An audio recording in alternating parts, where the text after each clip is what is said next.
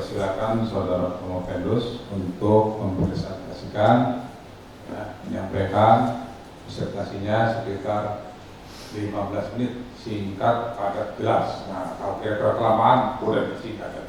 Silakan. Bismillahirrahmanirrahim. Assalamualaikum warahmatullahi wabarakatuh. Bismillahirrahmanirrahim. Alhamdulillahirrahmanirrahim. Wassalatu wassalamu ala rasulillah. Wala hawla wa la quwwata illa billah. Ma ba'du. Yang amat terpelajar dan terhormat Profesor Dr. Haji Aan Asbianto SSI MH sebagai ketua sidang. Yang teramat terpelajar dan terhormat Profesor Dr. Asep Muhyiddin MPD sebagai sekretaris sidang. Yang teramat terpelajar dan terhormat External Examiner Bapak Profesor Dr. Insinyur Dwi Sulisporo MD.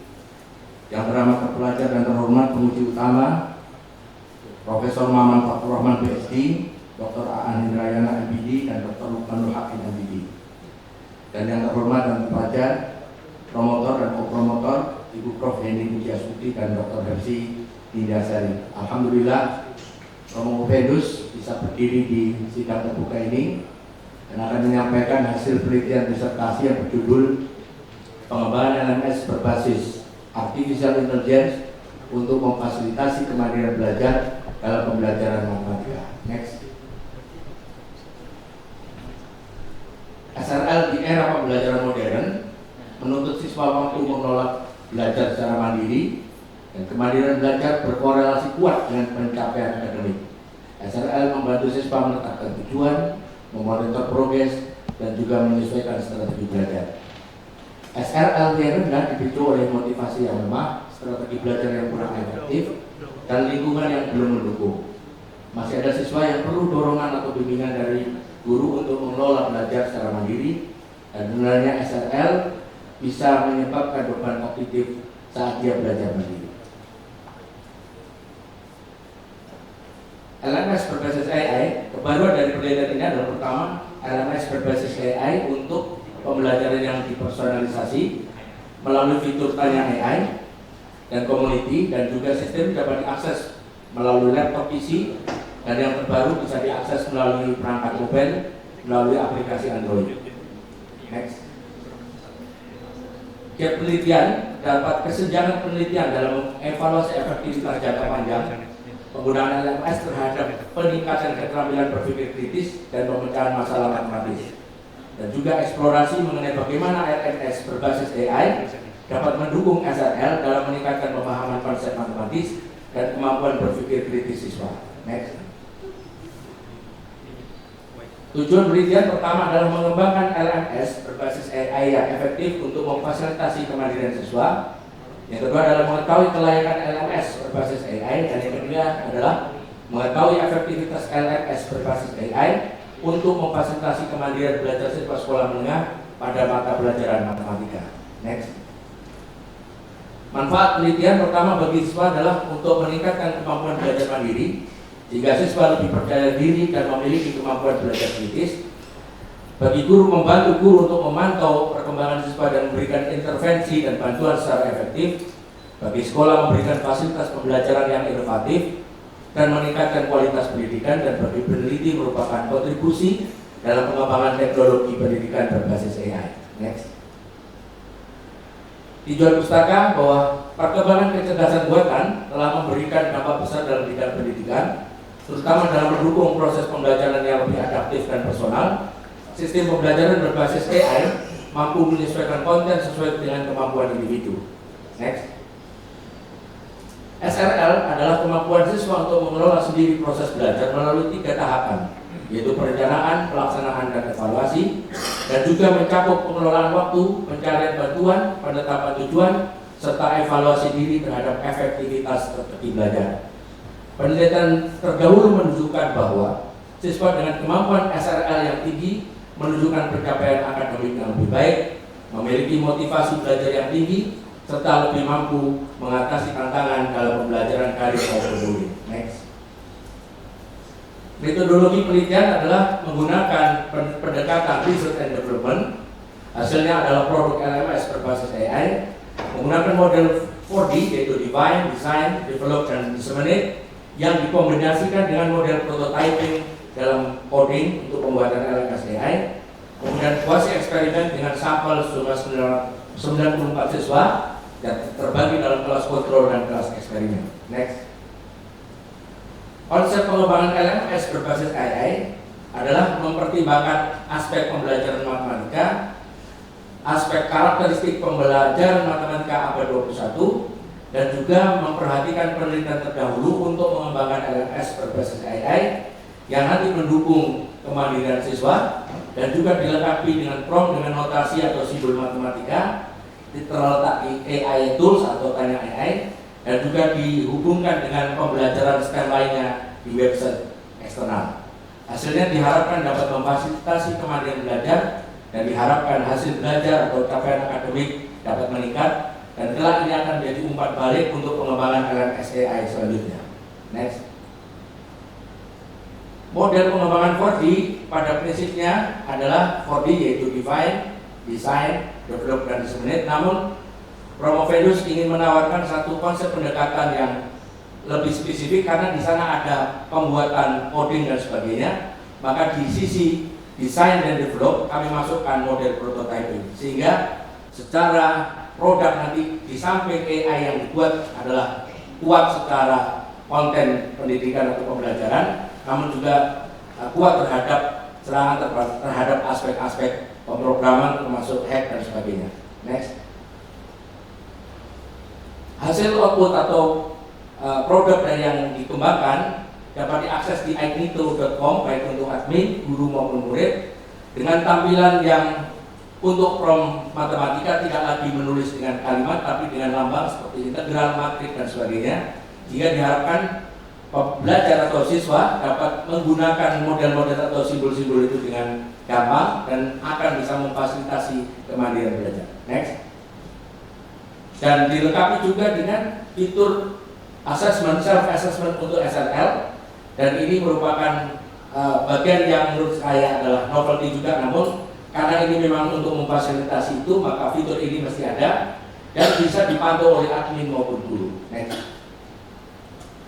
Dan juga dilengkapi dengan link tool yang terkait dengan pembelajaran di luar sistem seperti Desmos, Gebra, Stimulator, F Interaktif, Prompt Generator, Wolfram Alpha maupun MathCyber. Dan ini berguna apabila siswa ingin mendapatkan jawaban atau uraian yang lebih rinci terkait dengan topik-topik yang dipelajari. Next. Dan versi terbaru adalah diluncurkannya versi app atau Android, di mana para hadirin bisa mendownload aplikasinya di QR code tersebut, dan dengan menggunakan username guru@lms.com atau murid@lms.com dengan password guru dan murid. Dan ini akan menjadi bagian yang penting ketika nanti di temuan awal bahwa 80% siswa lebih banyak menggunakan gadget daripada laptop, dan ini akan menjembatani itu. Next. Hasil validasi ahli dan tim terbatas dan uji terbatas diperoleh hasil dari layak sampai sangat layak, dan penilaian matematika sebesar 63% menunjukkan konten materi matematika yang telah diberikan oleh ahli matematika menunjukkan nilai layak, namun tidak menutup kemungkinan karena proses pembuatan model LMS ini terus berkembang, akan terus diimprove, sehingga apabila nanti akan digunakan mudah-mudahan bisa mencapai tahap sangat layak. Dan LMS ini prototip yang sangat terbuka untuk mendapatkan penyempurnaan berkelanjutan. Next. Efektivitas konten LMS berbasis AI dalam pembelajaran matematika menunjukkan bahwa berpotensi positif, lebih kuat melalui penyajian materi yang adaptif, interaktif, dan sesuai kebutuhan siswa. Dibuktikan dengan N-gain yang lebih tinggi 0,52 dibanding 0,43 untuk kelas kontrol, dan juga untuk efek size dinyatakan sebagai punya pengaruh besar, yaitu 0,77 dibandingkan 0,71. Dan ini akan menjadi bagian dari hasil penelitian yang menurut kami telah akan bisa dilanjutkan untuk kelanjutan bila ada yang memerlukan penelitian ini dilanjutkan. Next. Untuk menguji efektivitas daripada sistem LMS berbasis AI terhadap kemandirian belajar, kami menggunakan model SAMPLS dengan variabel antecedent, yaitu sistem AI yang bagian tengah adalah mediator, dengan tujuan akhir adalah hasil belajar sebagai variabel dependent. Next. Hipotesa penelitian kami ada 48 dari sistem ke sistem SRL dan dari sistem SRL ke hasil belajar, dan hasilnya next ada 9 yang diterima, yaitu H2, H3, H13, H14, H15, H20, H23 dan H25 dan H27 sesuai dengan hipotesis alternatif A diterima bila P value kurang dari 0,05 dan T statistik lebih dari 1,96. Hal ini nampak nanti memperlihatkan bahwa sistem LMS hanya mampu sampai di variabel mediator tapi tidak sampai kepada hasil belajar, dan Promovedus ingin menawarkan analisis terkait hal ini karena di dalam analisis selanjutnya terkait dengan paired coefficient juga ada angka-angka negatif yang muncul. Next. Meskipun ditolaknya seluruh hipotesis dari SRL ke hasil belajar, namun model struktur SRS ini terkesan kontradiktif dengan hasil endgain maupun effect size. Namun ini bukan berarti kegagalan riset, melainkan justru menjadi temuan orisinil yang nantinya akan mendapatkan implikasi teoritis maupun praktis dan menjadi orisinil yang saling melengkapi. Dan mengapa SRL gagal memediasi hasil belajar? Karena dalam pembelajaran matematika, peningkatan regulasi diri secara prosedural seperti rajin menjadwalkan, tanya dan sebagainya belum tentu langsung berkorelasi dengan pemahaman konseptual yang mendalam deep processing, dan siswa justru mengalami kemandirian semu akibat amat tergantung dengan fitur AI, di mana siswa merasa mandiri mengelola belajar, namun kemampuan kognitif realnya belum sempat terakselerasi dalam waktu eksperimen yang singkat. Next. Analisa koefisien menunjukkan angka-angka negatif baik dari sisi hulu maupun hilir, dan ini akan menjadi bagian penting dari hasil penelitian ini dan akan diolah secara triangulasi sehingga nanti kita bisa mendapatkan kesimpulan bahwa LMS ini seharusnya memang hanya sebagai fasilitator SRL. Next. Dan analisis koefisien menunjukkan bahwa strategi melalui mixed method dengan triangulasi data kualitatif digunakan untuk membuka kotak hitam di balik angka-angka negatif dalam koefisien jalur, sehingga statistik jalur menunjukkan arah hubungan, yaitu negatif bila arah berbalik dan positif bila arah ke depan. Namun data log aktivitas yang kita ambil dari server dari mulai aplikasi ini digunakan ketika penelitian menunjukkan bahwa, dan juga observasi lapangan menunjukkan bahwa dari triangulasi ini kita mendapatkan 3 hal penting. Pertama, cognitive shortcut, di mana siswa cenderung bila tidak mengerti langsung melakukan shortcut untuk mencari jawaban instan. Yang kedua, ada kelakuan infrastruktur desain adaptivitas yang tinggi menjadi kendala jaringan, justru menurunkan ketahanan belajar siswa. Terbukti di dalam observasi banyak siswa yang login, logout dan seterusnya. Dan yang terakhir adalah cognitive overload, intervensi bantuan yang terlalu generik memicu kecemasan kognitif yang terekam pada pola repeated login dan juga cenderung melakukan fast forward dalam video pembelajaran. Dan ini akan menjadi catatan penting untuk pengembangan selanjutnya. Kita akan buat bahwa sistem video tidak bisa di fast forward. Kontribusi teoritis orisinal dari temuannya yang penting adalah dependency dilema, di mana siswa mengalami over scaffold sehingga jelas sistem tidak secara serta-merta dapat meningkatkan hasil belajar, tapi juga mestinya dari melalui kemandirian belajar hendaknya siswa nanti bisa melakukan tahapan selanjutnya, yaitu meningkatkan prestasi akademik hasil belajar dari sistem yang digunakan. Next. Kesimpulan, tersedianya LMS yang berbasis AI baik dengan website maupun aplikasi, kemudian validasi dinyatakan layak sampai sangat layak, kemudian pemanfaatan LMS berbasis AI pada materi vektor positif memfasilitasi kemandirian belajar, dan LMS harus diposisikan sebagai fasilitator pendukung bukan sebagai pengganti guru dan peran aktif siswa. Dan generasi hasil penelitian ini perlu dilakukan secara hati-hati karena penelitian hanya dilakukan di satu sekolah dengan sampel non acak, dan pada pembelajaran matematik pada topik vektor durasi intervensi yang relatif singkat yang mungkin tidak mewakili populasi siswa secara umum. Next. Sebagai saran, implementasi LMS bisa dikembangkan untuk mata pelajaran lain. Temuan survei awal menunjukkan bahwa siswa masih memilih interaksi dengan guru atau teman untuk memediasi teknologi secara murni, sehingga ini akan menjadi peluang bahwa sejatinya memang LMS AI bukan pengganti guru atau teman dalam diskusi. Reposisi konsep scaffolding figure ke dalam desain sistem AI melalui prinsip phased scaffolding, di mana bantuan diberikan di awal, kemudian dikurangi secara bertahap, dan juga eksplorasinya dikembangkan melalui AI, jika nanti siswa mau tidak mau harus melalui tahapan-tahapan, baik dari sisi konten maupun dari tahap pemahaman yang dia terhadap belajar STEM, terutama matematika. Next. Terima kasih atas kesempatannya. Assalamualaikum warahmatullahi wabarakatuh. Untuk yang pertama, kami persilakan eksternal examiner penguji tamu yang amat terpelajar Profesor Dr. Insinyur Dwi Sulisworo MT. Paling lama 20 menit, Prof. Silakan, Prof. Ya, terima kasih, Prof. Yang kami hormati Prof. Hadian Asyafro selaku Ketua Bidang, Profesor Dr. Asyad Pemujur selaku Ketua Bidang, dan juga kolega yang sudah bertemu kita, dan semoga Profesor Heni Sujatuti, Promotor Dr. Beksi Indosari, dan Penguji Prof. Maman Abdurrahman dan Dr. Aan Hendriana.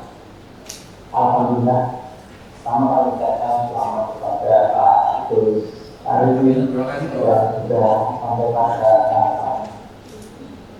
Dan alhamdulillah saya diberi kesempatan mengikuti semua proses penulisan sertasi Pak Agus Arifin sejak dulu yang di Makassar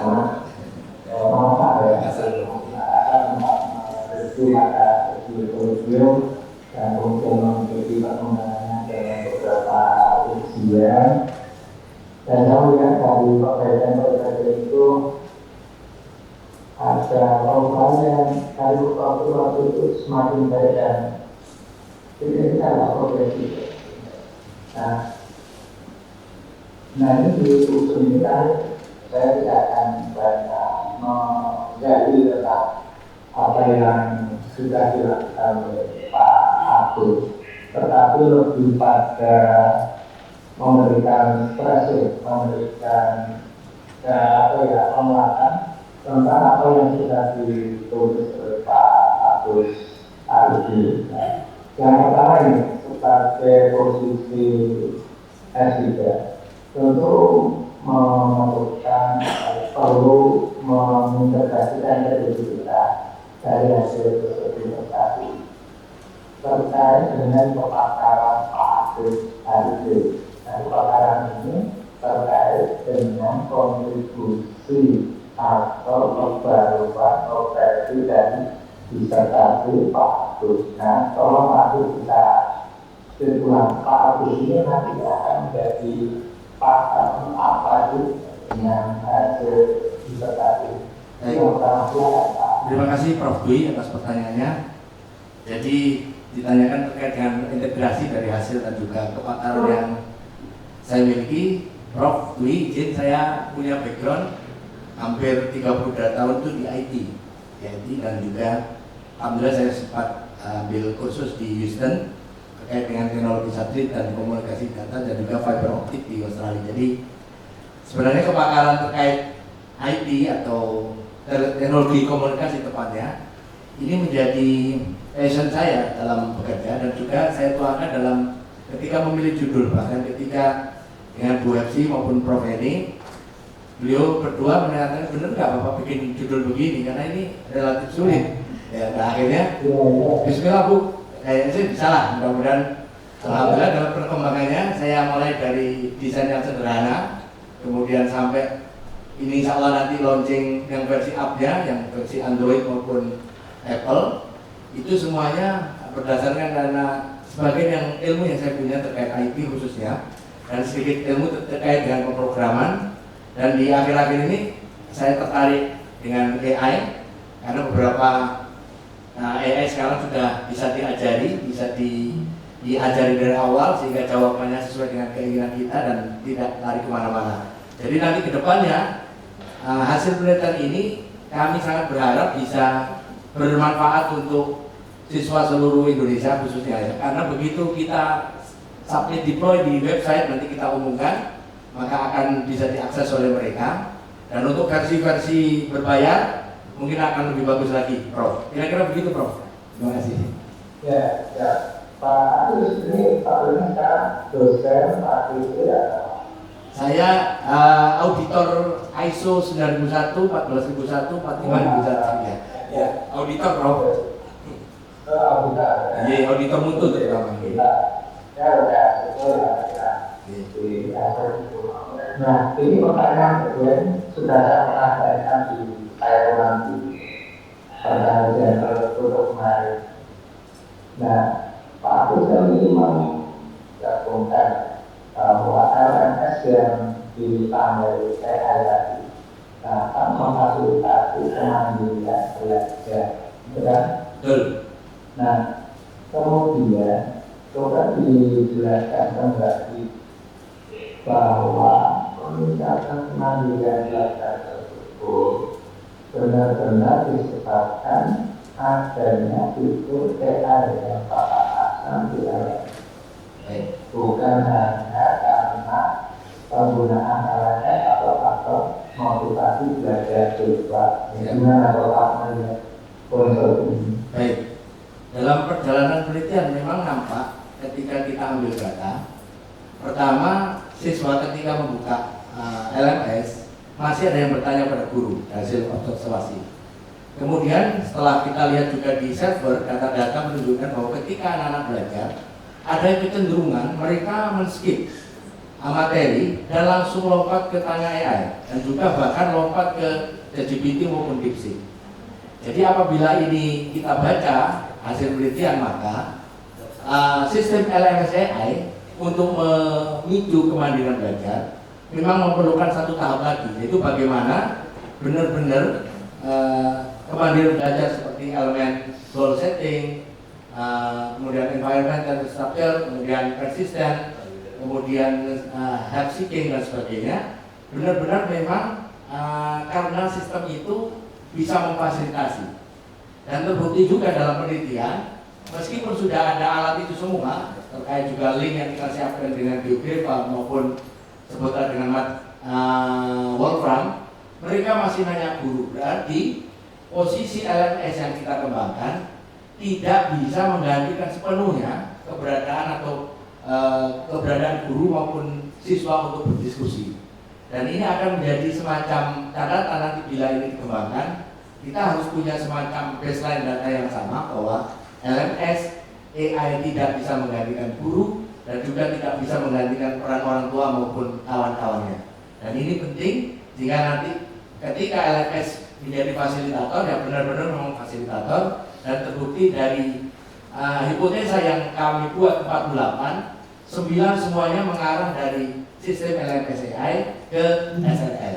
Demikian Prof. Lee. Ya, udah jadi dikatakan di pembelajaran dari waktu itu kan minta data dan data. Ya betul. Ada hipotesa. Ya, ada hipotesa yang kita masukkan, betul. Ya. Sudah. Kemudian yang berikutnya, akan tadi disebutkan yang dipakai dari dan ada beberapa bagian yang masing-masing. Dan ya kami coba cari lagi di sisi filosofi. Prinsip pedagogis apa yang Bapak gunakan, teori pembelajaran yang Bapak gunakan dalam merancang integrasi LMS dengan AI sehingga apa ya penggunaan AI tadi bisa mendukung proses belajar matematika yang kemana mungkin pakai metode atau siapa. Ya, baik. Jadi konsep awal ketika saya merancang melalui survei awal, kemudian nampak kebutuhan siswa terkait ini, kami cenderung menggunakan teorinya John Searle, yaitu Cognitive Growth Theory, dan ini mengandung terkait dengan memori kerja atau working memory, dan dimana kalau kita lihat dalam teori tersebut bahwa teori beban kognitif itu merupakan penjumlahan dari beban intrinsik, ekstrinsik, dan Germani. Sehingga apabila kita mengambil alih salah satunya, sebutlah beban Germani yang kita pakai, karena intrinsik sudah ada di dalam siswa, yang ekstrinsik juga itu justru mengganggu terkait dengan kognitif yang diterima oleh siswa, dan ini cenderung akan nanti mengurangi efektivitas teori beban kognitif.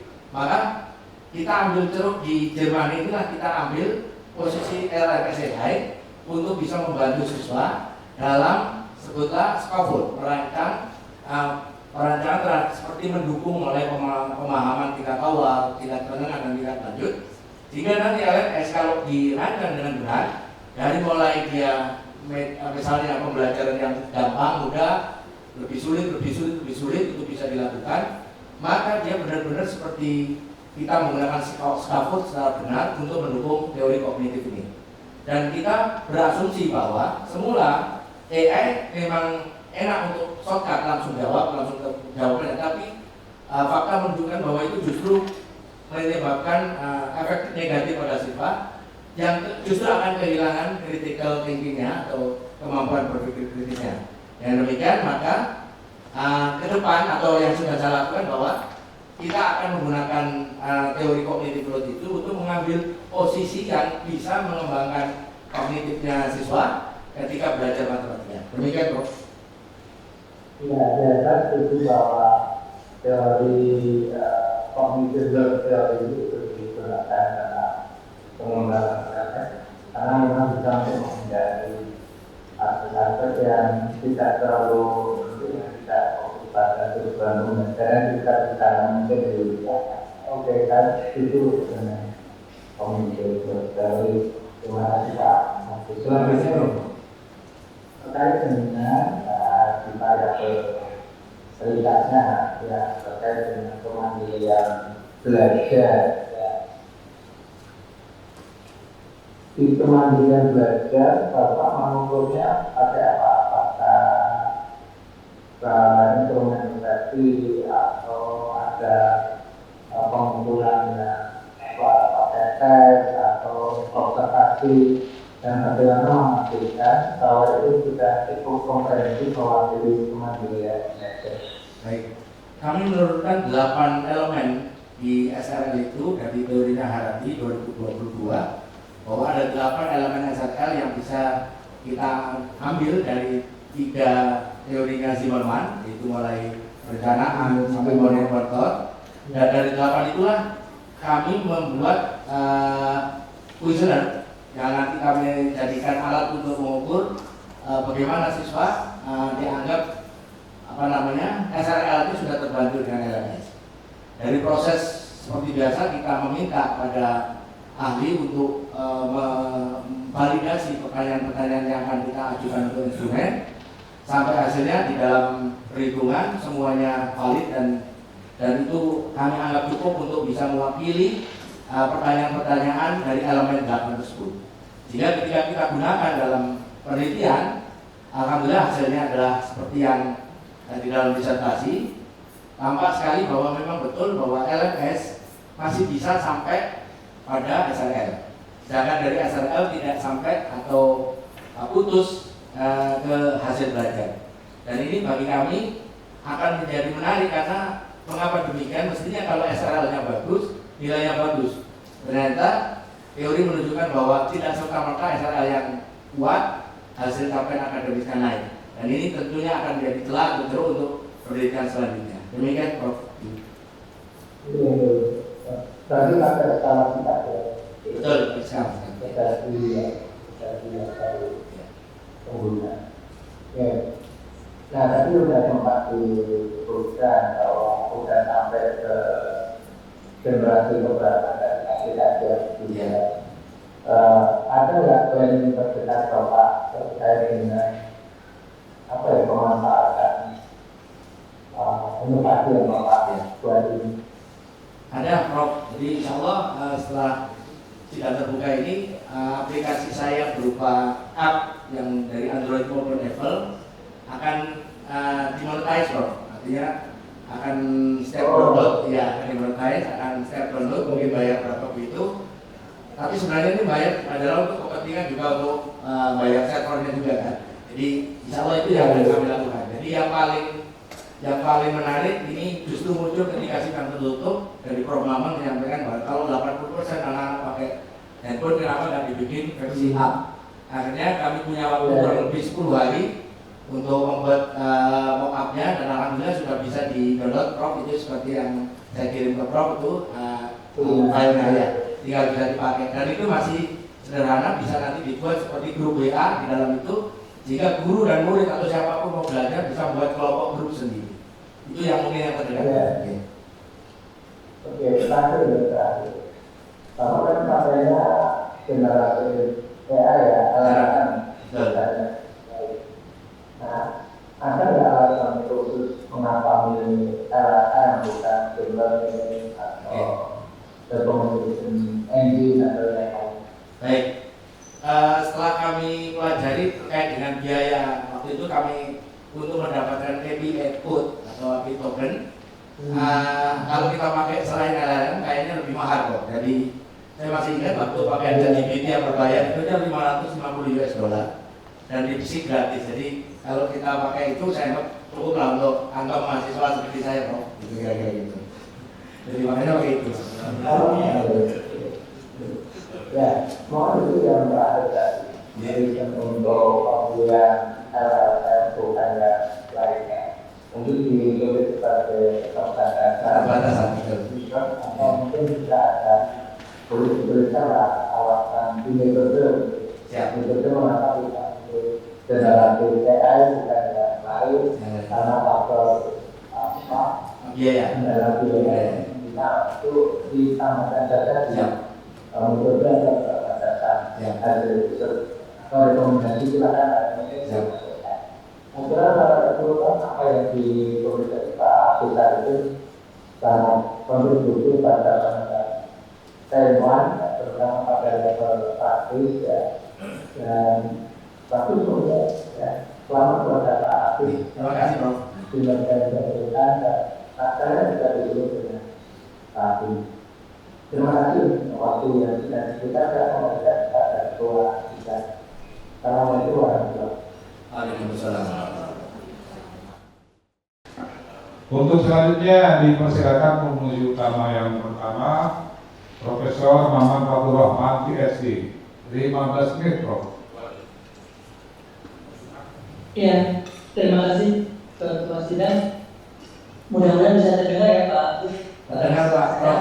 Ya, jelas, Prof. Ya, terima kasih Bapak Ketua Sidang, Sekretaris Sidang, Promotor dan Promotor, Prof. Dwi, selaku penguji eksternal dan teman-teman dari penguji internal Pak Doktoran dan Pak Dr. Lukman. Pada prinsipnya saya kira sudah cukup banyak ya Pak Agus ya, mulai dari kelayakan ya. Ya, makanya dari sembro ya. Ya, mungkin sudah sangat tahun lebih mungkin ya, bahkan kita mau berdiskusi terkait dengan disertasi dari Pak Agus gitu. Tapi ada satu Pak Agus yang kayaknya mengganjal dari saya. Satu dari saya kira ya, mungkin nggak perlu banyak yang lainnya saya kira sudah berjalan ya, sudah sesuai dengan dokumentasi penggunaan oleh siswa Pak Agus. Ya, jadi bagaimana produk itu kan tidak hanya dibikin canggih begitu ya, tampilannya mewah begitu, namanya lengkap dan seterusnya. Tapi bagaimana nih, ada nggak bukti begitu ya? Karena kan saya sendiri tentu juga promotor atau promotor tidak langsung gitu lapangan. Itu siswa menggunakannya seperti apa dan kira-kira lancar nggak gitu? Kemudian ada nggak bukti atau evidence-nya ya, secara empiris memang digunakan dan ada kemudahan gitu? Bisa jadi mungkin testimoni dari siswanya misalnya ya, atau bukti penggunaannya lancar ya gitu, tidak ada masalah. Dan namanya produk baru kan biasanya tetap saja ada bug gitu. Biasanya produk baru kan pasti ada bugnya. Mungkin Bapak ada cerita tentang masalah-masalah itu dan mungkin juga ada pertanyaan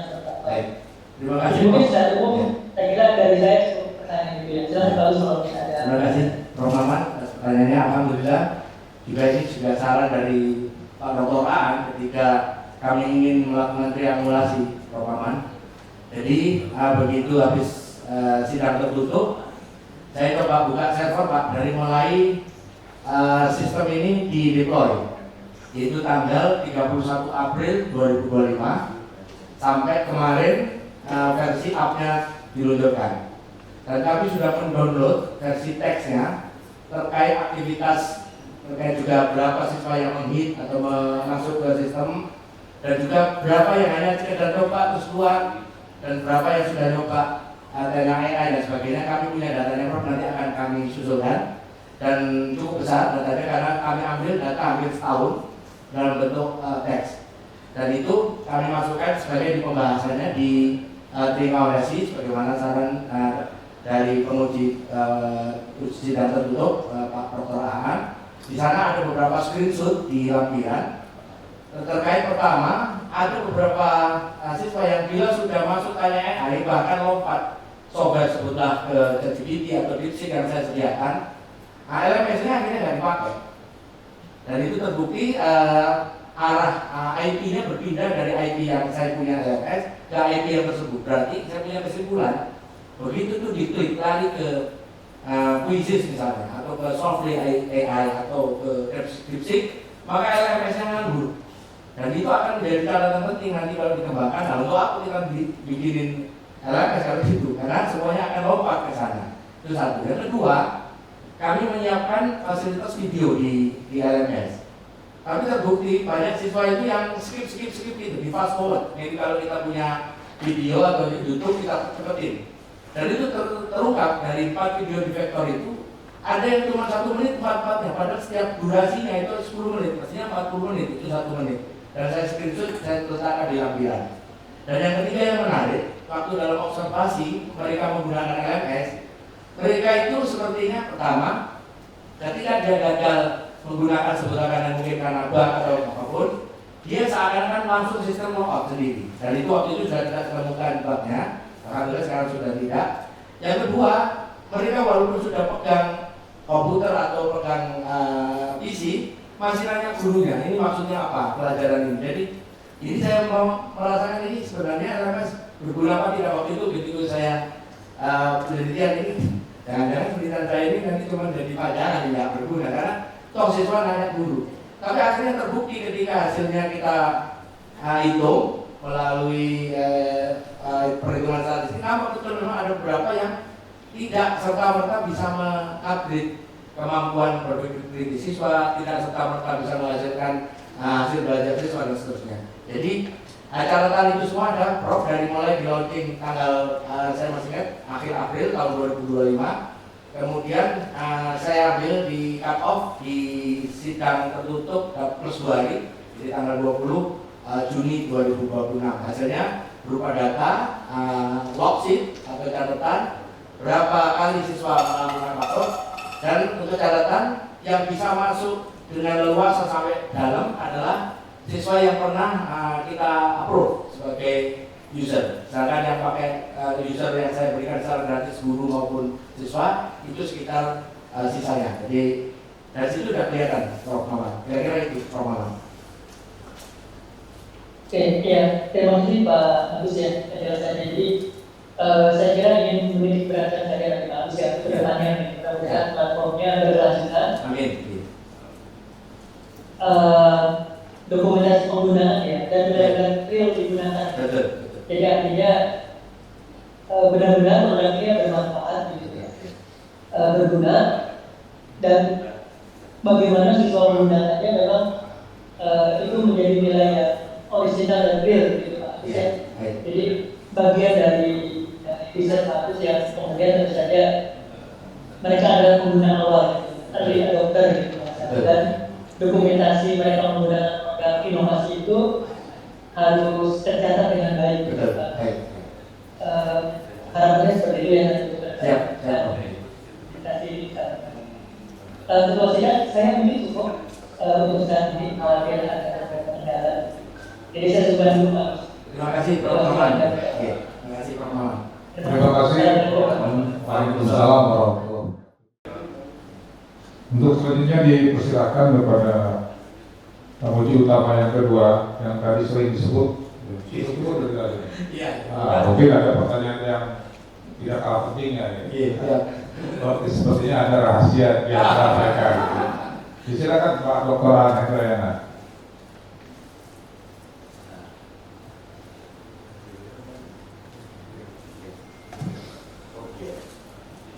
Bismillahirrahmanirrahim. Assalamualaikum warahmatullahi wabarakatuh. Waalaikumsalam. Kepada Allah selanjutnya, salam dan salam kepada Rasulullah dan Nabi dan Muhammad. Yang saya hormati Ketua Sidang, Aan Senior, Bapak Ibu sekalian yang berbahagia. Ini senior saya kebetulan karena banyak mengcoach saya dan pernah diskusi sama-sama Aan. Kalau istilahnya berbahagia yang tidak bisa saya sebut seperti dokter satu, baik promotor, penguji dan tamu undangan.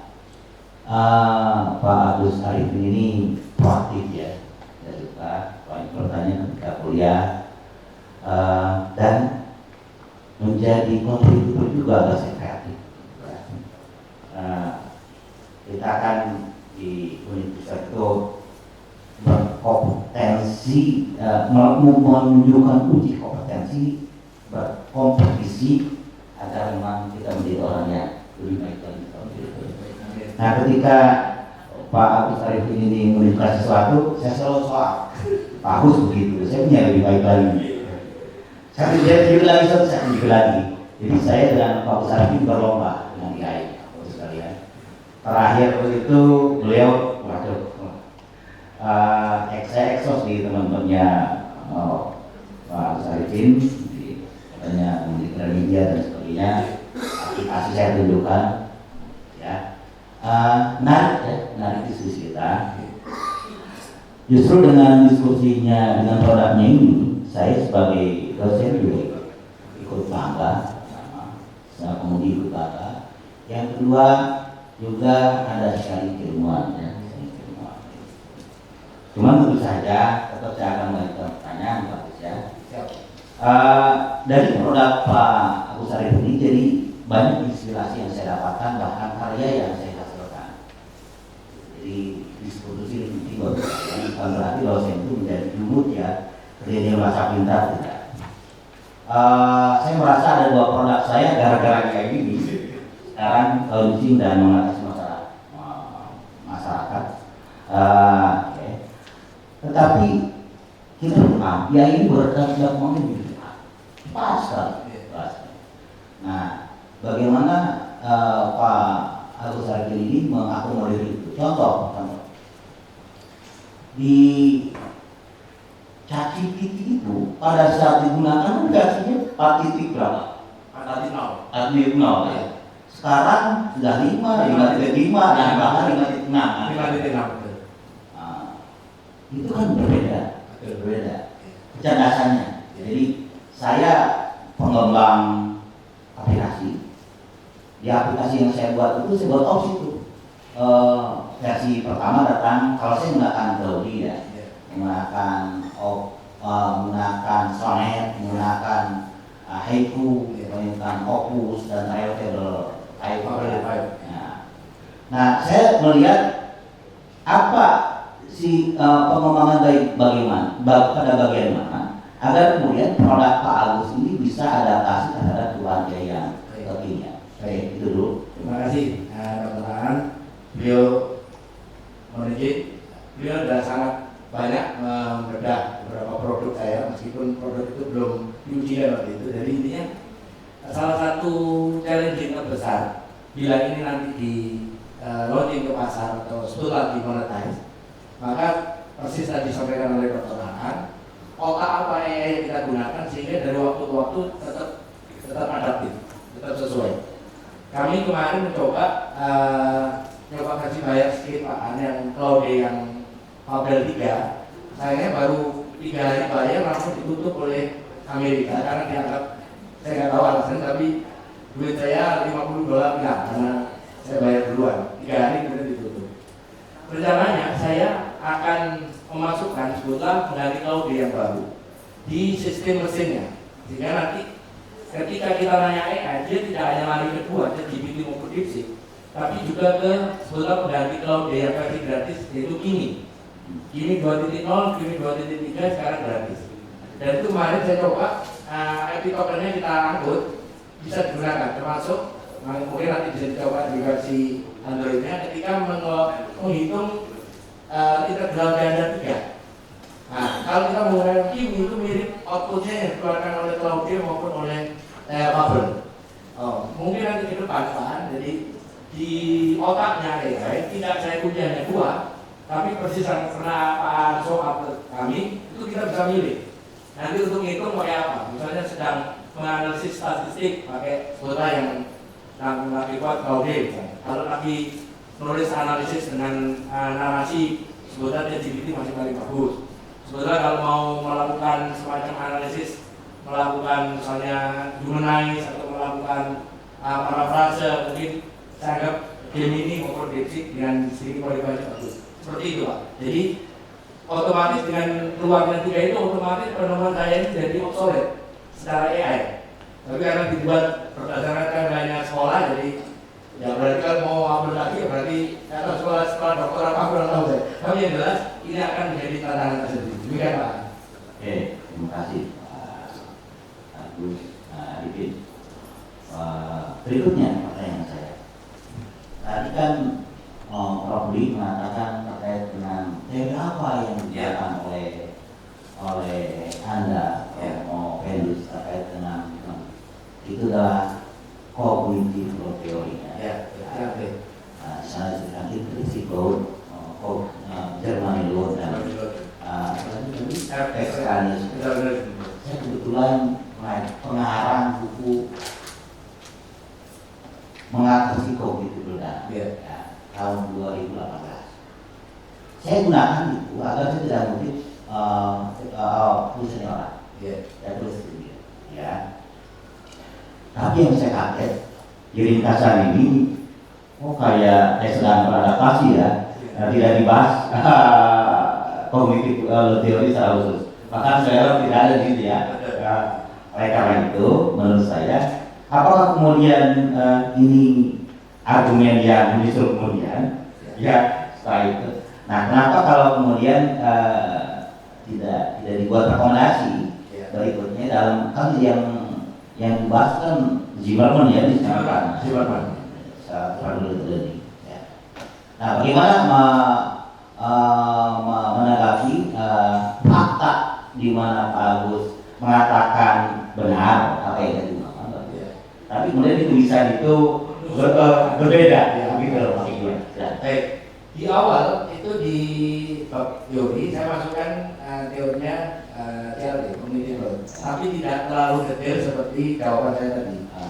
Dan saya malah cenderung menggunakan Zimmerman karena saya anggap konsep awal untuk membuat sebetulnya waktu itu instrumen untuk penelitian kita turunkan dari Zimmerman. Nah, dalam perjalanannya ternyata sebelah mulai dari sidang kelayakan itu mulai keluar tuh ini masalah-masalah yang sebenarnya ini apakah saya harus teorinya saya bongkar atau bagaimana. Akhirnya saya sambil jalan aja itu mungkin ini sebagai satu kekeliruan dalam menulis atau karena menulis sesuai dengan arahan setiap tahapan. Nah, oleh karena itu memang betul kalau Bapak lihat ini baru masuk di belakang itu terkait setelah triangulasi itu muncul teori-teori untuk menjelaskan ternyata menggunakan LMS tidak serta-merta anak itu hasil belajarnya baik, dan juga fakta menunjukkan aliran direct efek dari dan indirect efek dari LMS ke hasil belajar, bahkan dari SRL ke hasil belajar gagal hipotesisnya. Berarti kesimpulan saya di situ, dan ada sedikit saya kutip terkait dengan kognitif di triangulasi bahwa ini saya sebenarnya memang dimasukkan dalam saran atau untuk atau keterbatasan penelitian. Oke, dari waktu Pak Pro. Oh masih. Ya. Berikutnya ini ada paradoks ya. Ya. Jangan-jangan masalah pertama ini yang saya tanyakan. Ya. Gara-gara tipe ChatGPT ya pada saat itu kan itu adalah 4.0 kan. Nah, Nah kemudian sekarang itu sudah tidak lagi. Udah. Oke, udah. Apa ya? Kecerdasan udah ya. Iya. Saya ada 40, 4.1, 5.5, 5.1, 5. Oh, sekarang udah 56 kan? Iya. Nah, pertanyaan kembali, saya terpilih oleh presentasi tadi. Yang lain berdasarkan ahli itu kan 80 sekian. Tapi terkait dengan kriteria matematika ini 63. Ya, jangan emang bisa nggak itu bisa menjelaskan gara-gara itu atau gimana, silakan. Iya, betul. Jadi waktu ini saya ajukan ke validator ahli, salah satunya Dr. Samsuri kan, Samsuri, kemudian Prof. Eder, kemudian satunya lagi saya lupa, yang matematika ada. Jadi waktu itu ini ya kamu buat tidak dalam bahasa saya menerjemahnya. Jadi kalau kayak gini malah dinilai nggak terlalu wow banget. Ya. Tapi kemudian setelah berjalannya waktu dan token yang saya beli itu kemarin kan saya kontraknya progresif. Sehingga di akhir-akhir setelah ujian, sebelum ujian tertutup, saya beli token yang versi 5.2 atau 5 sekian. Cuma hasilnya agak berbeda. Jadi saya kemungkinan pertama, kenapa para validator tidak memberikan nilai terbaik? Hanya 62 sekian dibandingkan yang lain 89, 92 sangat layak. Pertama kemungkinan itu. Kemungkinan kedua juga waktu awal-awal ini kita buat tanya AI itu sering nge-lag. Atau itu karena menggunakan 4.0 itu atau karena kurang, saya belum bisa nyatet karena di situ tidak kelihatan token yang di server ya, Pak itu. Jadi yang ketiga yang paling menarik, begitu ini saya tahu ini para validator matematika kenapa memberi nilai paling rendah dari kesemua parameter yang dari media, dari bahasa, dari sistem, ini kan paling rendah. Kemudian saya berpikir pertama, jangan-jangan memang nggak bagus konten matematikanya. Semula saya mengira itu, makanya saya sisir dari mulai matematika, statistik, integral dan sebagainya.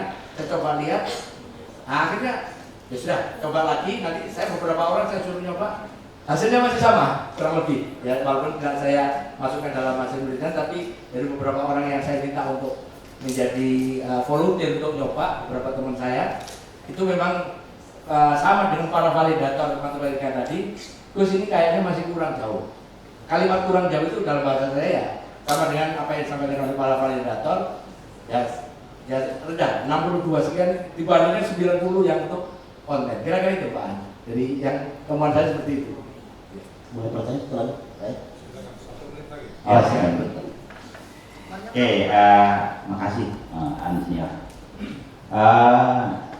Saya pelaku pengguna AI, saya pengembang, dan sekarang produk saya itu kalau nggak salah bentar lagi dipakai oleh institusi yang terlama. Nah, saya katakan bahwa langganan itu tergantung kita punya. Saya sampel lah kalau dia, kalau dia kita bisa beli $5, $20, $30. Artinya rekomendasi ke depan, saya pernah mengadu antara Claudi dan Jati kalah. Claudi dan Dipsy kalah. Mungkin kedepannya rekomendasi saya mungkin dipertimbangkan dengan Claudi dan pembatasan pembelian itu bisa juga $5, tergantung kita membatasi. Agar dan jangan diupdate secara otomatis yang membuat kita jebol. Saya pernah habis $40 dalam 2 minggu. Terima kasih. Assalamualaikum warahmatullahi wabarakatuh. Terima kasih.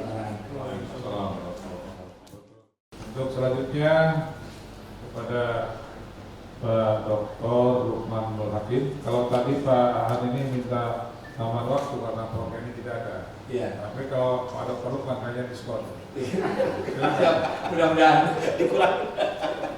Berapa menit Pak Direktur? 10 menit. Oh, nanti naik dikit kalau bisa 10 menit ya.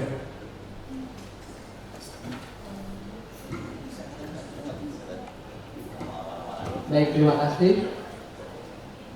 Assalamualaikum warahmatullahi wabarakatuh. Waalaikumsalam warahmatullahi wabarakatuh. Yang saya hormati Ketua Sidang Profesor Dr. Haji Anas Pianto SKM SMH, serta di sidang Profesor Dr. Asep Muhyiddin, Penguji tamu Profesor Dr. Nusnul Luis Sulistoro, penguji utama Prof. Maman dan Pak Dr. Ani Gayana, serta promotor Dr. Hepsin Biasari dan Prof. Hemi. Sehat Gus? Alhamdulillah, Pak Dr. Ruman. Masih kuat? Masih. Kalau masih kuat. Tadi sama dengan Prof. Aan saya menyimak. Ini kok kayak bukan uji sidang, malah janjian produk di dengan Pak Aan. Uangnya dibongkar, dalamnya dibongkar, isinya dibongkar. Nampaknya beres dokter ini pengusaha bersama. Amin, amin, amin. Insyaallah. Yang melibatkan AI dan Gramedia ya. Selamat ya Gus. Terima kasih Pak. Baik. Yang pertama, biar Gus tambah terbang, saya sanjung dulu ya. Siap. 57 tahun yang lalu sudah lahir, ya. Prof. Aan ini S2-nya juga diutilkan Prof. Aan. Dan mahasiswa kesayangan Prof. Sudarjo. Ya. Orang penjaminan mutu, kemudian dan bermutu lah kan. Amin. Iya. Rajin, selalu on time. Kemudian saya kagumnya itu padahal kesibukan beliau itu sebagai orang migas ya. Jadi kalau habis kuliah tuh Bu suka bilang ke saya, Pak mau kemana sekarang? Kayaknya masih dalam negeri terbangnya Pak Dokter gitu kan. Minggu depan kemana? Kayaknya mau healing ke luar negeri kan. Ya karena saya orang apa nih lari terus ya. Jadi kalau cerita habis ngajar itu Bu saya suka gangguin dulu kan, tadi cepet-cepet dengan gayanya kan, ingin cepet pulang. Mau kemana lagi? Pasti terbang gitu kan gitu. Dan selalu jawabannya terbang. Semoga terbang juga ya setelah dokter ya Gus ya. Yang paling membanggakan Prof. Aan pasti nggak tahu kan, dia punya golokan 20 dan belinya selalu di Swiss karena tajamnya beda. Karena dia sombong golok terus Prof. Aan dari dulu. Saya minta makanya kemarin diantar di rumah saya. Saya sudah punya golok dari Dr. Arifin. Golok betul. Saya harus dapat kalau Maksud saya begitu supaya Pak Direktur kalau juga. janji sama saya Pak Agus Arif itu mau ngajarin trading tuh. Siap. Harus sekarang belum aja. Siap. Kemudian yang paling membanggakan di tengah kesibukannya orang migas, penjamin mutu, sudah bikin 37 buku, hampir 500 halaman rata-rata, dan 7 resellers dan itu di atas 1000 kalau saya 100.000. Artinya kalau dia dapat royalti kayaknya nggak usah kerja di Pertamina kayaknya, karena buku yang terbaru juga banyak. 7 buku loh, luar biasa ya. Kemudian seorang penjamin mutu dengan punya yayasan, kalau Arifin saya pengen main kan. Siap, Paneglang. Pak Ketua saya mau main di Paneglang ya. Kemudian karena IPA sering pengabdian, jadi butuh yayasan untuk kami kembangkan keilmuan kami ke yayasan juga. Siap. Ini ada guru-guru. Betul. Saya kalau melihat semangat beliau kayaknya lupa. Makanya di SP saya pagi-pagi ke beliau, saya kirim lagu Forever yang selalu muda, kita nggak mau tua ya. Padahal saya dengan beliau itu bedanya hampir 13 tahun ini. Dia 57 tahun, saya baru 47 tahun ya. Sudah terbang, coba kita tanya, mesti terbang nggak Gus ya? Siap. Baik. Gus ini kan penelitiannya di Savannah Islamic School ya? Betul. Kenapa hanya satu sekolah saja waktu itu? Iya, baik. Silakan. Baik. Pertama, kenapa cukup Savannah? Karena waktu saya minta surat izin dari Pak Direktur Pak Aan waktu itu ada 2 surat sebenarnya. Yang pertama ke Savannah, yang satu ke Semanjul sama 7. Namun ketika saya survei awal ke kedua sekolah itu, yang siap infrastrukturnya termasuk jaringan internet di dalam sekolah, kemudian kurikulumnya yang mereka pakai itu adalah ada Cambridge-nya. Kemudian di Semanjul website awal, wifi-nya tidak tersedia dengan baik. Padahal kami menggunakan itu untuk nanti aplikasinya. Akhirnya saya putuskan surat satunya yang dari Prof. Aan ke Savannah saya serahkan ke Managing Director dan setujui. Yang satunya beliau bilang, wah, mohon maaf Pak Gus, kalau untuk penelitian begini kami nggak sanggup. Takutnya nanti kecewa Pak Agus. Takutnya Pak Agus bawa modem di sini untuk akhirnya kami memilih itu alasan pertamanya. Yang kedua adalah kami menganggap memang di keterbatasan ini juga saran dari setelah kemarin Pak, ada saran dari terutama khusus Syekh Dr. Aan Indrayana bahwa ini jangan kamu tulis umum loh, akhirnya satu sekolah. Makanya saya terus akhirnya lama-lama disertasi saya ini dari awal sampai ujung ini berubah, ada beberapa frase yang berubah, termasuk ini adalah menjadi keterbatasan penelitian. Pertanyaan Pak Dr. menjadi pembatasan penelitian dan munculnya belakangan. Baik. Munculnya belakangan. Kira-kira itu Pak. Saya kenapa bertanya demikian karena teknologi AI yang digunakan BUS untuk memfasilitasi kemandirian untuk sekolah-sekolah yang canggih sangat luar biasa bermanfaat. Tetapi ketika keterbatasan SDM, keterbatasan sampras, ini menjadi kendala. Tapi kan ada barcode yang bisa di-scan kan, Bu? Nah, ini juga menjadi satu hal yang kelebihan dari penelitian ini. Jadi samping bisa penelitiannya teknologinya yang canggih, kalaupun hanya untuk di-scan sudah siap ya. Siap. Dan ini menjadi bagian yang luar biasa. Nah, kemudian ketika sudah dibuatkan AI, ada fasilitas yang dilihat juga kemandirian. Dari hasil penelitian BUS ini terkait kemandirian, apakah sudah tampak mereka mandiri atau masih dalam tanda petik nih? Ya, ogah-ogahan dari belajar gimana? Ya. Hasil observasi periode 4 Mei sampai akhir Mei dan juga ada beberapa sesi lagi yang secara online. Ternyata saya minta komentar dari gurunya, yang gurunya karena saya minta terlibat dalam admin ketika ini berlangsung, ketika bisa melihat screenshot-kan siapa saja yang bisa masuk, siapa saja yang hanya sekedar lihat-lihat. Jadi ujung-ujungnya mereka masih nanya, jadi menggunakan AI lalu masih nanya. Dan ini relevan dengan penelitian pendahuluan bahwa ada 40% sampai 50% ketika menggunakan sebutlah ChatGPT dan mereka masih nanya guru. Berarti poin dependensi dilema tadi, seandainya dia pun misalnya mendapatkan hasil yang baik, itu kita curigai jangan-jangan dia memang bukan karena AI, tapi karena tanya guru, tanya teman. Dan terbukti di statistik ada beberapa nilai merah, bahkan untuk hipotesa dari SRL ke hasil belajar aja semuanya secara statistik ditolak. Ini berarti kendala ke depan kalau kita full mengandalkan AI kayaknya belum siap. Baik dari sisi infrastruktur maupun dari sisi yang lainnya. Kira-kira itu. Baik. Artinya Gus, ketika teknologi sudah canggih, AI sudah ada, fasilitas belajar pun sudah kita fasilitasi. Terkait dengan the legend of the guru, yes, masih butuh kan? Betul. Dan itu fakta di survei menunjukkan. Betul. Jadi saya pada teknologi itu harus dirinya tetap ada. Ya. Begitu kan Gus? Gimana komentarnya? Betul. Jadi teknologi hanya sebagai tools, sebagai alat, sebagai scaffold. Tapi esensi utamanya sekolah adalah tetap harus ada guru karena ada hal-hal yang sifatnya non teknis juga nggak bisa diajarkan oleh AI, termasuk trust, kejujuran, integrity juga nggak bisa bahkan kalau pakai AI cenderung orang cheating. Buktinya di recordnya saya banyak yang shortcut juga ngambil copy paste gitu untuk mendapatkan jawaban kita. Jadi poin terpenting dari temuan ini dan munculnya baru sekarang ternyata guru tidak bisa tergantikan. Betul. Ya. Dan saya setuju dengan adanya guru ini pendidikan lebih maju kan Gus ya. Betul ya.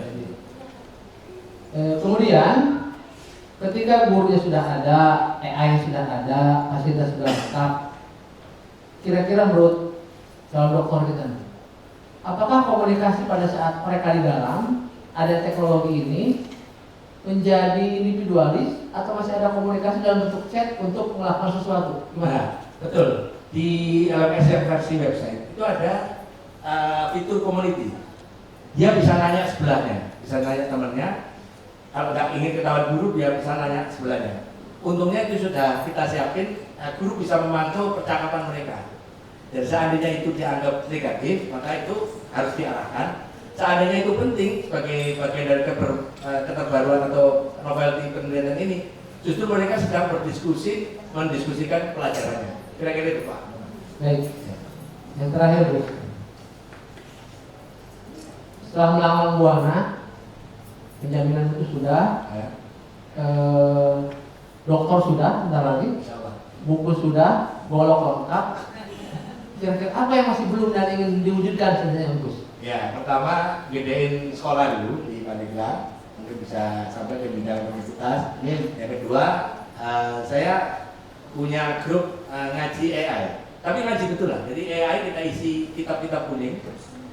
Kita ajari kitab kuning seperti ilmu dari Pak Aan. Jadi nanti jawaban kita tidak nyari kemana-mana ke Google gitu. Jadi, dan saya insya Allah nanti itu kalau dikembangkan bisa jadi aplikasi tersendiri. Dan itu berguna untuk saya kalau mau nyiapin, termasuk waktu Prof. Aan suka dapat job besar khutbah gitu. Beliau materinya video dikirim ke saya, langsung saya buatin 5 menit ini Prof, aman. seperti itu hasil outputnya alat itu nanti, kira-kira itu. Tetap sehat, tetap inspirasi, dan semua barokah ya Gus. Amin. Terima kasih. Assalamualaikum warahmatullahi wabarakatuh. Saya serahkan ke sidang. Untuk selanjutnya ke promotor dan promotor sekaligus pada Bu Dr. Herci, disilakan.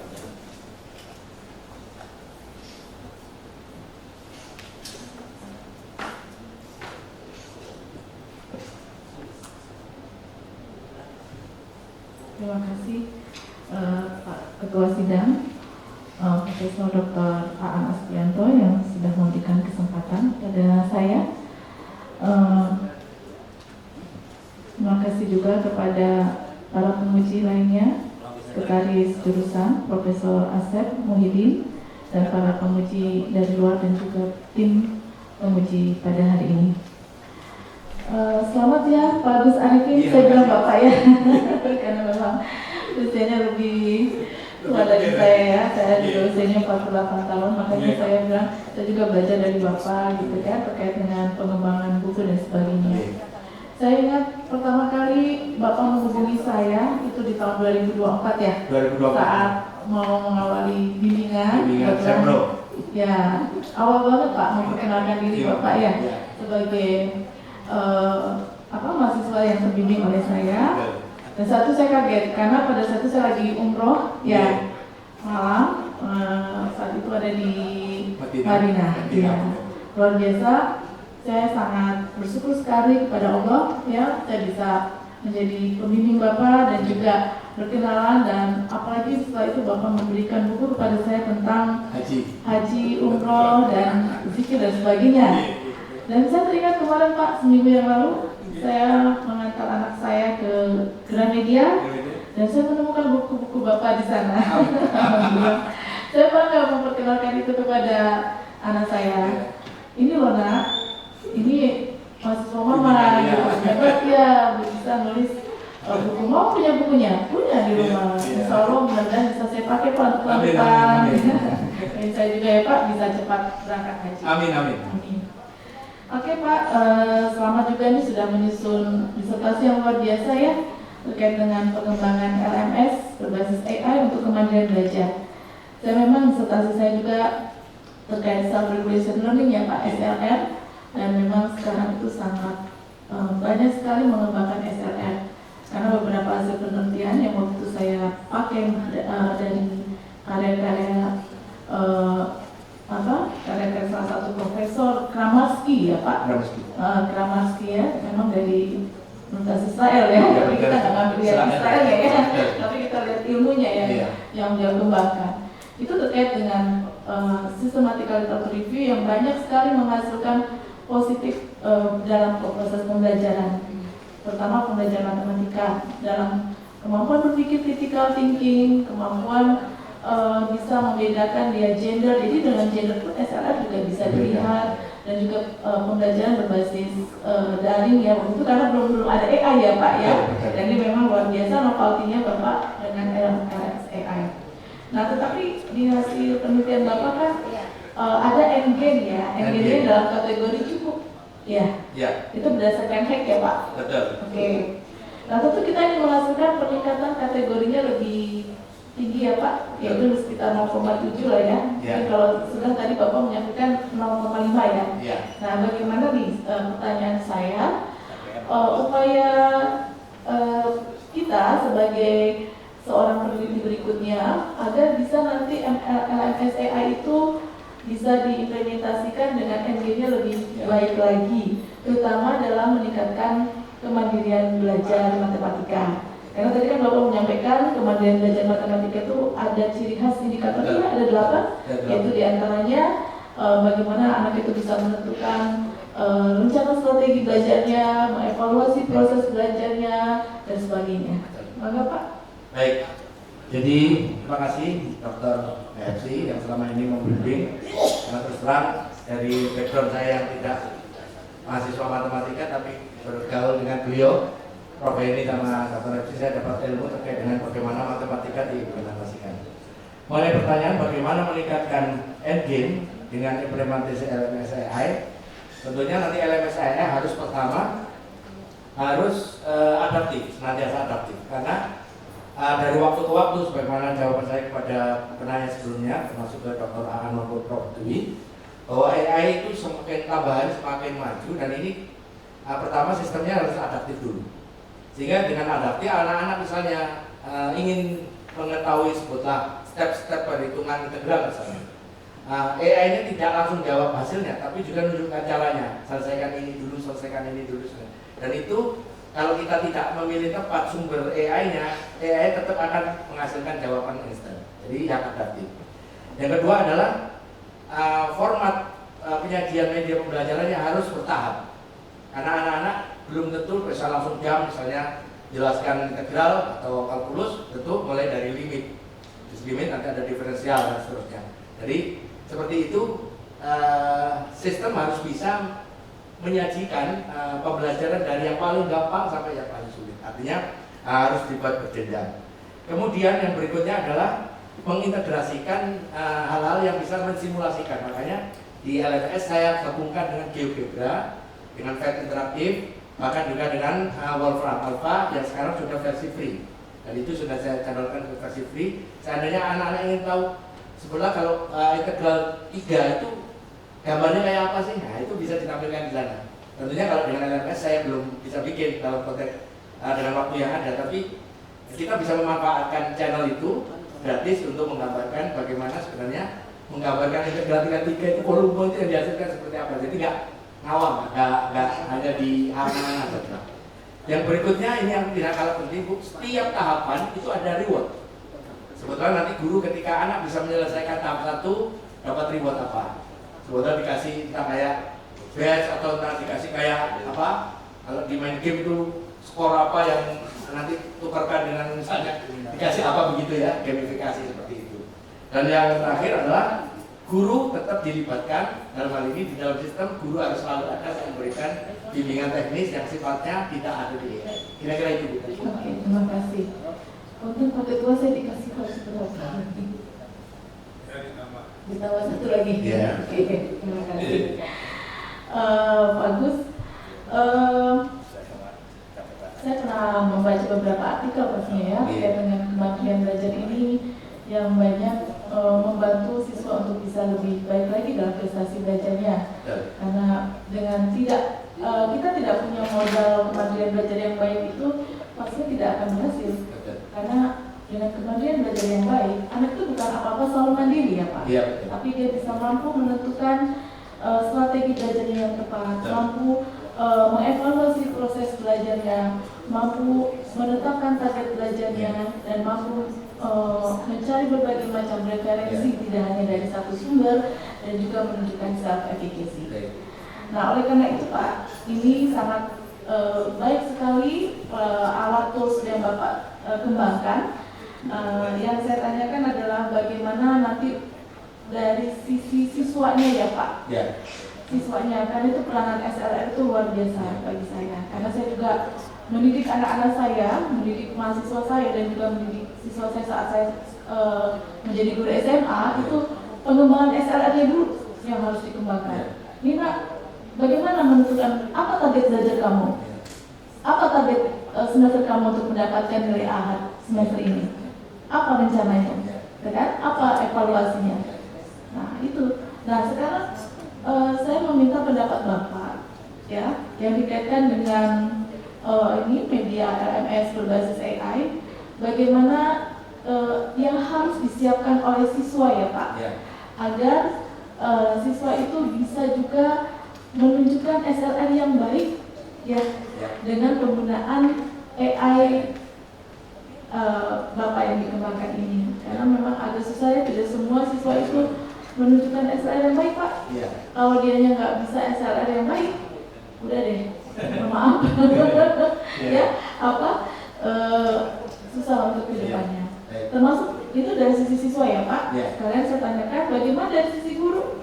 Guru kan tadi Bapak sebagai fasilitator, ya dia melakukan scaffolding, memberikan bantuan-bantuan, ya teorinya Vygotsky ya, nah di situ muncul. Nah sekarang mungkin tidak semua guru juga tahu bagaimana mengembangkan SLR ya Pak. Kalau mungkin dia pernah sekolah sampai level S2, S3, ya saya yakin dia bisa tahu apa itu SLR.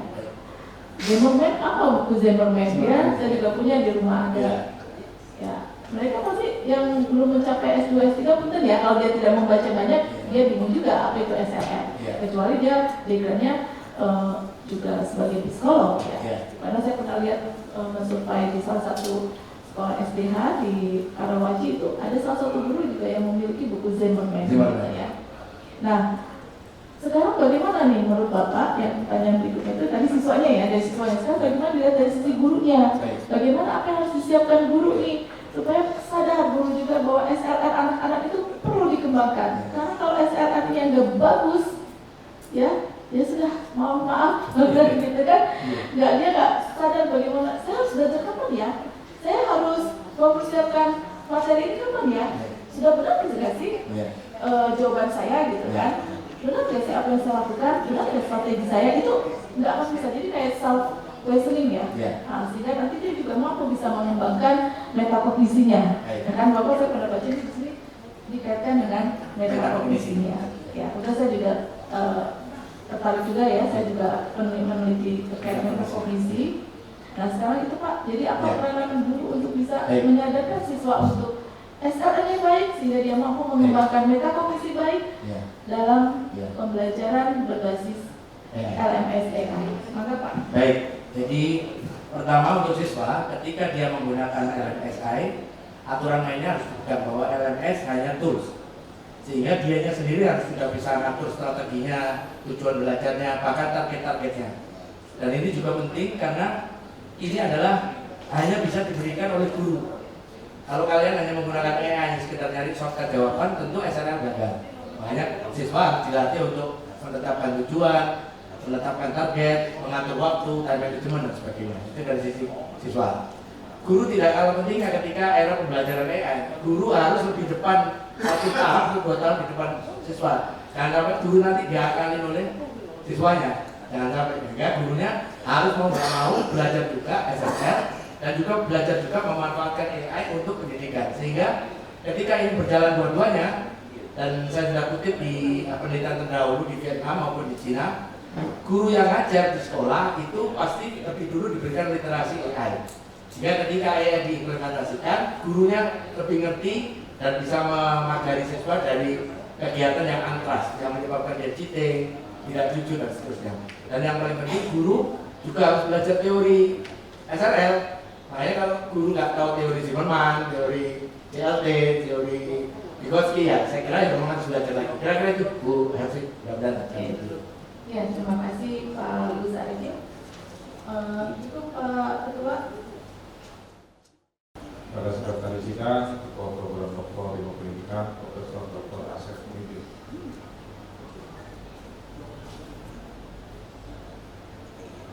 Bismillahirrahmanirrahim. Assalamualaikum warahmatullahi wabarakatuh. Waalaikumsalam. Yang terhormat Ketua Sidang, kemudian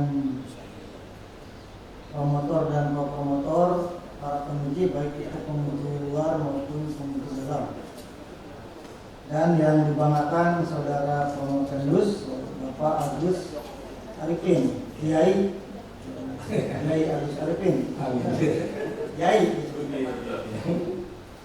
Saya dari Audi ya mengucapkan selamat karena Pak Agus Arifin ini satu-satunya mahasiswa yang mendapatkan hibah disertasi ya, IPA doktor pada tahun 2025 gitu ya. 2025. Di bawah bimbingan Ibu Profesor Heni dan Bu Dr. Hepsi Iya.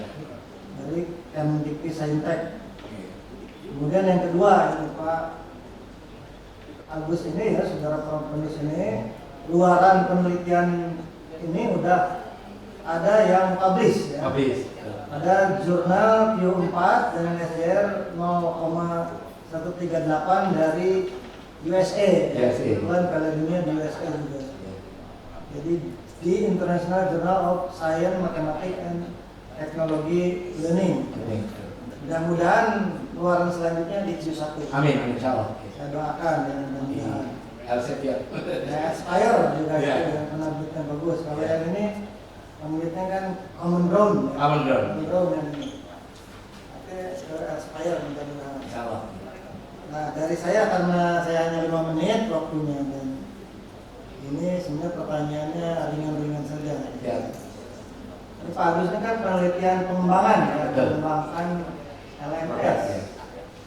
Kalau pengembangan itu kan banyak ya ragamnya itu, ada misalnya ada Wall and Gall ya, ada yang menjadi favorit mahasiswa kita itu kan ada DIY. ADD. Iya, Adi itu favorit, itu kan ada di Carry dan lain sebagainya.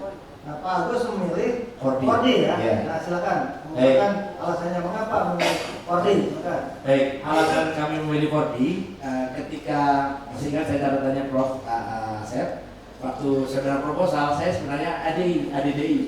Kemudian setelah di forum itu dengan Prof. Dio, dengan Prof. Yayat, dengan Pak Dr. Luman juga ada waktu itu Pak Asep, jadi kayaknya kalau ADDI untuk digabungkan dengan pembuatan produk itu ada terlalu panjang rantainya, maka dibuatnya yang simple tapi tetap bisa mengakomodir seandainya ada konten-konten yang sifatnya instruksional seperti memasukkan media pembelajaran dan sebagainya. Jadi pemilihan 4D waktu itu semata-mata pertama dia praktis karena bisa dengan didefinisikan melalui survei awal, kemudian di desain, kemudian di develop, terus baru di disseminate. Dan kebetulan di coding itu ada mirip dengan itu, namanya prototyping. Mirip itu didefinisikan dulu, kemudian di desain, kemudian di coding, kemudian di develop. Akhirnya menjadilah 4D plus prototyping. Jadi alasannya pertama, menurut kami itu praktis. Kedua, tidak mengurangi esensi instruksional yang akan dihasilkan seperti media pembelajaran. Dan yang paling penting, karena ini nyangkut ke teknologi IT, juga unsur IT-nya nyambung. Kira-kira itu. Baik, ya sudah alasannya sangat logis. Jadi KKN-nya level 9. Ya. Itu ya, terima kasih. Sidang dibuka kembali. Alhamdulillah setelah mengadakan kompilasi nilai-nilai dari para penguji, dipersilakan kepada ahli sidang Profesor Dr. Asep MPD untuk membacakan berita acara sidang terbuka promosi dokter. Promovendus disilakan untuk berdiri. Berita acara ujian terbuka promosi doktor pada hari ini Jumat 17 Juli 2026. Program studi Doktor Pendidikan Pasca Sarjana Universitas Sultan Agung Tirtayasa menyelenggarakan ujian terbuka untuk mahasiswa. Nama Agus Arifin dengan NIM 778-223-0005. Konsentrasi Teknologi Pendidikan. Judul disertasi pengembangan LMS berbasis Artificial Intelligence untuk memfasilitasi kemandirian belajar dalam pembelajaran matematik. Dengan susunan Dewan Penguji. Ketua Sidang yang amat terpelajar Profesor Dr. Haji Aan Aspianto SSI MH. Sekretaris Sidang yang amat terpelajar Profesor Dr. Asep Muhyiddin MPD. Promotor yang amat terpelajar Profesor Dr. Heni Pujastuti MPD. Promotor yang terpelajar Dr. Hepsi Nindiasari MPD. Penguji tamu yang amat terpelajar Profesor Dr. Insinyur Dwi Sulisworo MP. Penguji ahli yang pertama yang amat terpelajar Profesor Maman Peterma PhD. Penguji ahli yang kedua yang terpelajar Dr. Aan Hendrayana MPD. Penguji ahli yang ketiga yang terpelajar Dr. Lukman Hakim MPD. Berdasarkan nilai hasil ujian disertasi tersebut, Dewan Penguji menyatakan Saudara Agus Arifin MPD lulus dengan nilai 92,71.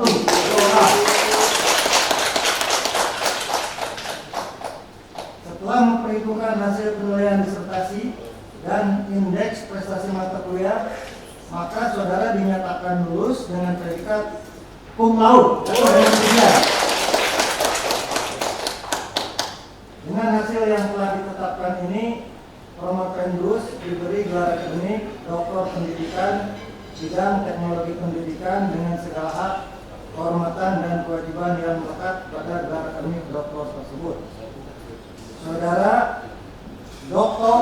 Insinyur Agus Arifin MPD adalah doktor ke-62 program doktor pendidikan dan Prasarjana Universitas Sultan Hasanuddin.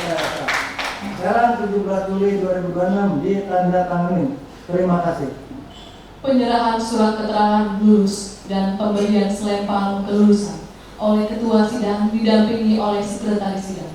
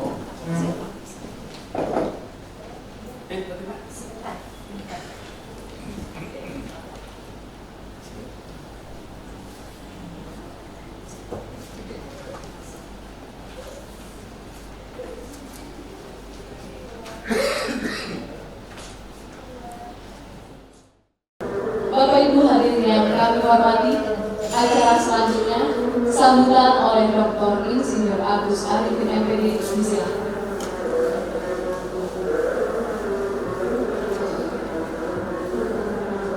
Assalamualaikum warahmatullahi wabarakatuh. Alhamdulillah nahmaduhu wa nasta'inuhu wa nastaghfiruh wa na'udzu billahi min shururi anfusina wa min sayyiati a'malina may yahdihillahu fala mudilla lahu wa may yudlil fala hadiya lahu. Asyhadu an la ilaha illallah wahdahu la syarika lahu wa asyhadu anna Muhammadan 'abduhu wa rasuluhu la nabiyya ba'dahu. Allahumma shalli ala sayyidina Muhammad wa ala alihi wa ashabihi. Hadratul mukarramin yang amat pelajar, para profesor, Prof. Aan, Prof. Asep, Dr. Aan, penguji dari External Examiner, Prof. Dwi, Dr. Lukman Hakim, promotor saya Prof. Eni dan co-promotor Dr. Hepsi, istri saya tercinta, pemilik yayasan, Menteri Keuangan di yayasan saya, Ibu Indonesia itu, Wahidah, Pak Medi sebagai sahabat sekaligus teman nongkrong habis ngaji, ada Pak Rudi, ada Bu Enda, guru-guru dari Darul Arifin. Alhamdulillah tepat hari Jumat Kliwon, Pak. Ini Jumatnya Jumat Kliwon. Di Baru Susana ini serem katanya. Tapi kata Dr. Lukman ini hari keramat, jadi tanggal 17 bulan 7 tahun 2026. Jadi kukuhkan sebagai dokter ke-62. Alhamdulillah secara khusus pribadi saya mengucapkan kepada Pak Prodi, Pak Asep yang saya ikut kuliah beliau di publikasi di tahun 2024. Beliau selalu menyemangati bahwa nembus Scopus itu susah, tapi memang benar-benar susah. Dan itu biayanya mahal. Untungnya ada biaya dari Bima, dari dari Kemdikti, dari Wah, saya nggak kalong nih Pak. Yang kedua kepada promotor saya, Prof. Emi, Bang Repsi. Saya dengan beliau-beliau ini banyak ngaji tentang banyak hal terkait dengan pendidikan karena saya tidak background guru. Dari beliau lah saya belajar tentang keguruan. Dan yang kemudian yang tidak kalah penting sama abah saya, Abah Prof. Haji Aan Asganto yang merupakan sahabat karib sekaligus sahabatnya Prof. Dato. Ya, Prof. Dato ini tetangga, kawan ngopi, kawan nongkrong di pengajian di masjid beliau. Dari beliau lah saya disuruh daftar S2. Dari beliau lah saya dikomporin untuk S3.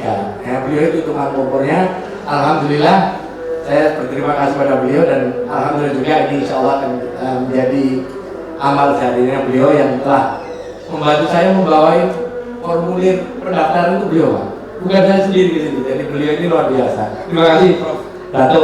Nama aslinya Prof. Edward, tapi panggilannya Prof. Dato. Karena beliau berasal dari daerah yang sama dengan Pak Edi. Selanjutnya saya berterima kasih kepada istri saya ini Prof. Maaf kalau saya nulis makalah malam suka dimatiin lampunya, jadi saya diusir keluar. Saya nulis di depan TV sambil nonton bola sampai terakhir kemarin untuk nyiapin presentasi ini sama si nonton Spanyol lawan mana? Spanyol lawan Prancis. Ya. Sama masih sambil nonton sambil bikin makalah makanya. Terus saya bilang ini ada bola mau ujian lagi kayaknya ternyata sukses juga alhamdulillah. Terima kasih juga kepada anak saya Alvin sama mantu saya dari Nadia, kemudian anak saya Aska ini jurusan matematika ITS Pak. Nah, insya Allah nanti mohon doanya tahun depan S2-nya di Oxford di Inggris karena kemarin udah ninjau ke sana. Tahu mudah-mudahan kalau ada rezeki insya Allah lah bisa ya. Kemudian nomor 2 ada Audi, ini digital marketing, jadi beliau bisa bekerja di tentang digital marketing. Yang 2 lagi nggak bisa hadir karena mewakili UGM untuk ceramah di sekolah Savana dan adiknya juga jadi panitia. Jadi hari ini yang saya bawa cuma 3 plus mantu dan yang tidak kalah penting saya didampingi oleh Pak Rudi sama Bu Enda. Beliau ini adalah provokator juga. Beliau di masjid adalah sebagai pengurus taklim dan beliau juga yang memori saya untuk jangan nggak sekolah, pokoknya sekolah terus selama masih ada cuannya sekolah terus ya gitu. Alhamdulillah Allah berikan kesehatan pada saya untuk menyelesaikan. Dan juga para guru, Bu Musarofah, Bu Pak Asmuri ya dan teman-teman. Dan juga mobil khusus untuk Sekprodi, Bu Dr. Nani ini juga memprovokasi saya untuk segera menyelesaikan karena ketika saya lihat kelihatan di tempatnya Bu Heni biasanya Bu Heni bilang Bu Nani kalau Pak Agus nggak pernah konsultasi katanya. Ternyata ada di Tokyo, ada di mana-mana, jadi akhirnya saya nggak enak juga nggak diselesaikan. Terima kasih Bu Dr. Nani yang sudah membantu banyak terkait ini. Kemudian juga kawan-kawan saya ada Dr. Usman, ada calon Dr. Ratna, ada tadi Pak Usman.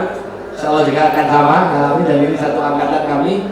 Kata Prof. Asep cukup banyak Pak, jadi ada 10-an dari 29 Alhamdulillah. Karena kita saling ngomporin, saling motivasi. Insya Allah jadi berkah untuk kita semua. Wabil khusus yang terakhir, mudah-mudahan ilmu yang saya peroleh Insya Allah saya masih punya utang beberapa dengan Dr. Aan, dengan Dr. Lukman, dengan Prof. Asep, Prof. Aan juga, dan juga Prof. Heri untuk melanjutkan mungkin ada yang bisa dikembangkan lebih lanjut terkait dengan pengetahuan AI. Terima kasih. Assalamualaikum warahmatullahi wabarakatuh.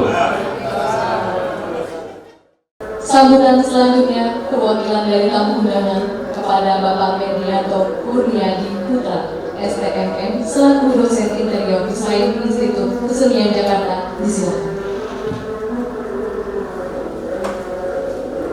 Assalamualaikum warahmatullahi wabarakatuh. Yang terhormat Ketua Sidang Profesor Dr. Aan Asisten SH SLI MH. Yang terhormat Sekretaris Sidang Profesor Dr. Asep Muhyiddin MPD. Yang kami hormati Promotor Profesor Dr. Eni Budiastuti MPD. Yang kami hormati Promotor Dr. FC Diniansi MPD. Yang kami hormati penguji tamu Profesor Dr. Insinyur Dwi Sulimoro MT. Yang kami hormati penguji Dr. Maman, Profesor Maman Rahman PhD. Dr. Aan Andrani MPD dan Dr. Luman Mahadi MPD dan Profesor Datuk yang sudah lama tidak ketemu dengan saya nih, satu kampung kami. Yang kami hormati keluarga besar Bapak Agus Arifin, para tokoh ulama, para tamu undangan, sahabat hadirat yang berbahagia. Puji syukur mari kita panjatkan kehadirat Allah SWT atas limpah rahmat, taufik dan hidayahnya sehingga pada hari ini yang penuh kebahagiaan ini kita dapat menghadiri sidang terbuka promosi doktor derajat sehat walafiat. Pada kesempatan berbahagia ini, izinkan kami mewakili para murid. Saya kebetulan muridnya beliau ini di kajian, Prof. Nah, jadi sebagai sahabat juga dan keluarga besar hadir menyampaikan ucapan selamat sukses kepada guru kami tercinta, Bapak Agus Arifin, atas keberhasilan meraih gelar doktor setelah mempertahankan disertasi berjudul Pengembangan Learning Management System berbasis Artificial Intelligence untuk memfasilitasi kemandirian belajar dalam pelajaran matematika. Keberhasilan ini bukan hanya menjadi pencapaian pribadi, tetapi juga kebanggaan bagi keluarga, lembaga, pendidikan, dan para kolega, serta seluruh peserta didik yang selama ini mendapat ilmu dan bimbingan dan keteladanan dari beliau. Tema disertasi yang diangkat sangat relevan dengan perkembangan zaman di era transformasi digital.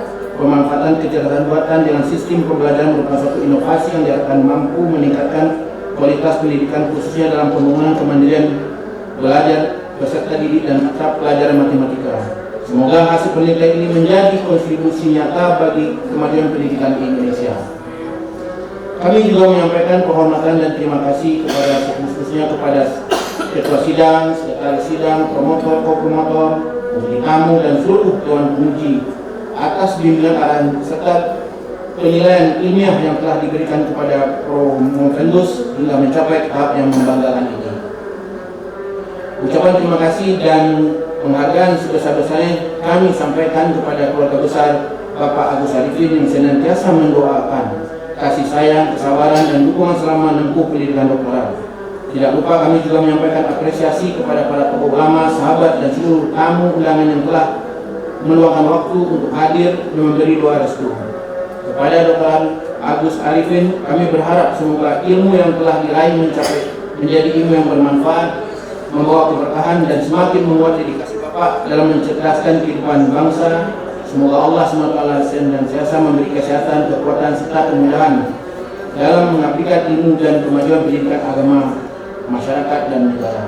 Akhir kata, sekali lagi kami mengucapkan selamat dan sukses kepada Bapak Dur Agus Arifin. Semoga Allah senantiasa memberkahi sehingga langkah pengabdian Bapak menjadi ilmu yang diperoleh sebagai amal jariah terus mengalir manfaat serta menginspirasi generasi pendidik unggul inovatif berakhlak mulia. Amin. Wassalamualaikum warahmatullahi wabarakatuh.